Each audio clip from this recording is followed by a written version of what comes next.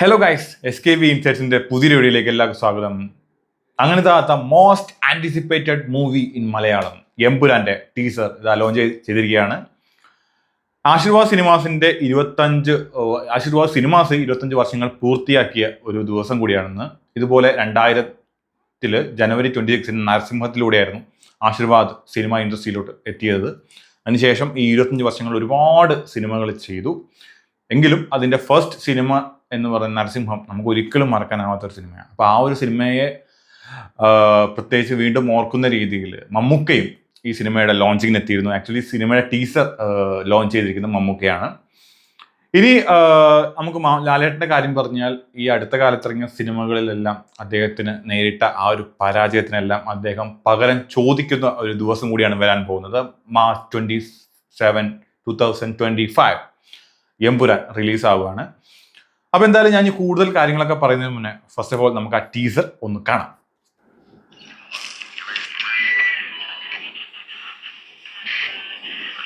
Northern Iraq,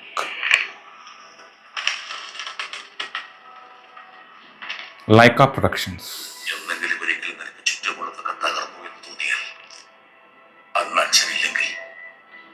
സഹായം ചോദിച്ചില്ല ഒരാളെ സ്റ്റീഫൻ. Goosebumps.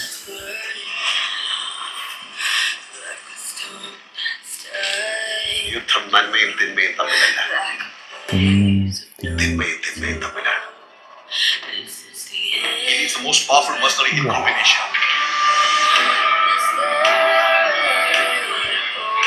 ലോകത്ത് എല്ലായിടത്തും അവരുടെ presence. Sir, we have the entire Kapuka cartel and the Quraysh Abraham nexus in one place. This is our choice. Choice to win.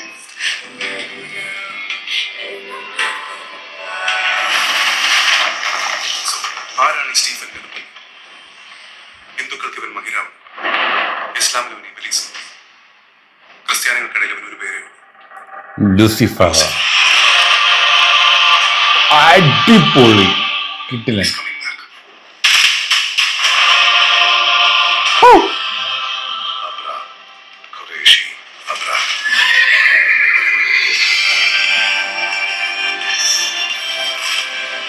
I hear gunshots. We're moving in.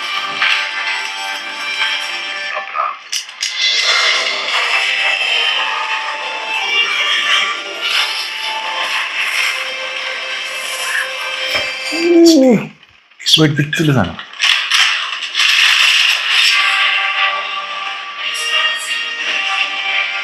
Empuraan.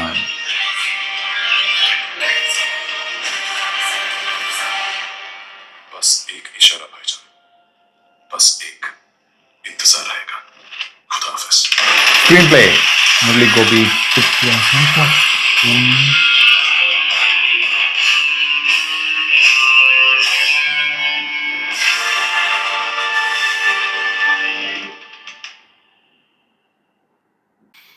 എന്താ പറയാ, കിടിലൻ, ഒരു രക്ഷയില്ല. ഇതാണ് ഒരു 6 വർഷം നമ്മൾ കാത്തിരിക്കുന്നതിൻ്റെ ഏറ്റവും വലിയൊരു എക്സൈറ്റ്മെൻറ്റും കാര്യങ്ങളൊക്കെ ഉണ്ടെങ്കിൽ പോലും ഒരു തരത്തിലും അതിൻ്റെ ആ ഒരു ആൻറ്റിസിപ്പേഷൻ താഴ്ന്നു പോകാത്ത രീതിയിൽ നല്ല രീതിയിലൊരു പ്രൊഡക്റ്റ് തന്നെ ഈ ടീസറിലൂടെ അവർ തരുന്നുണ്ട് എന്നുള്ള കാര്യത്തിൽ യാതൊരു സംശയമില്ല. കിടിലനായിട്ട് ചെയ്തിട്ടുണ്ട് ടീസർ എഡിറ്റ്സ്, ഒരു രക്ഷയില്ല. സുജിത് വാസുദേവാണ് DOP, സൂപ്പർ, ഒന്നും പറയാനില്ല, ഗംഭീരമായിട്ട് തന്നെ ചെയ്തിട്ടുണ്ട്. മ്യൂസിക് ഓൾസോ ഇതിൻ്റെ ഫൈനൽ ആ ഒരു അതിൻ്റെ പോർഷൻ വരുന്ന മ്യൂസിക്കൊക്കെ കിടിലനായിട്ട് തന്നെ ചെയ്തിട്ടുണ്ട്. ചെറിയ പരിപാടിയൊന്നുമല്ല, കാര്യം ഒരുപാട് ലൊക്കേഷൻസിലൊക്കെ കവർ ചെയ്തിട്ടുള്ള സിനിമയാണ്. നമ്മൾ വിചാരിക്കുന്നതിൻ്റെ അപ്പുറത്ത് നിൽക്കുന്ന കാര്യത്തിൽ യാതൊരു സംശയവുമില്ല.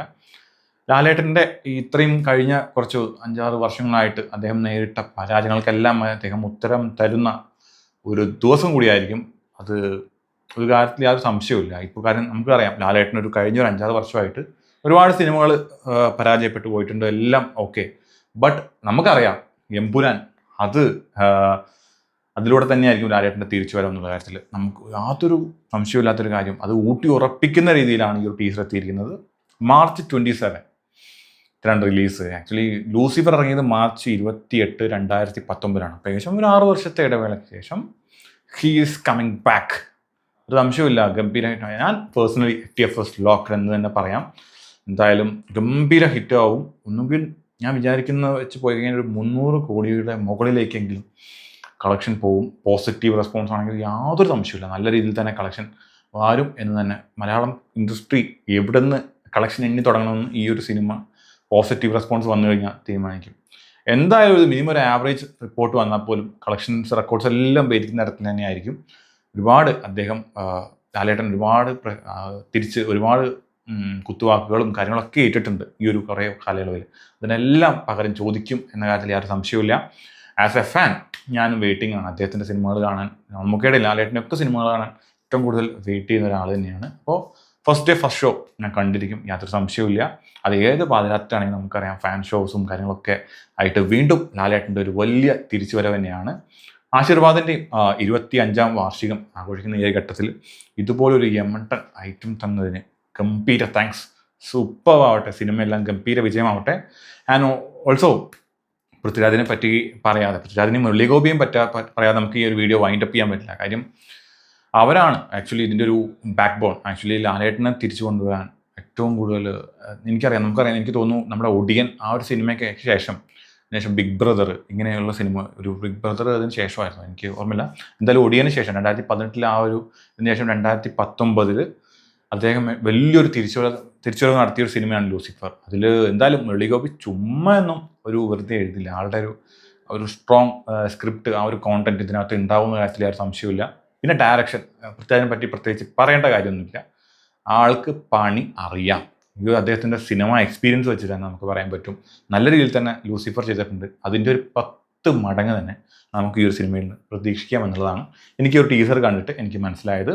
നിങ്ങൾക്ക് ഈ ടീസർ കണ്ടിട്ട് എന്തൊക്കെയാണ് തോന്നിയതെന്ന് വെച്ചാൽ താഴെ കമൻറ്റ് ചെയ്യാം.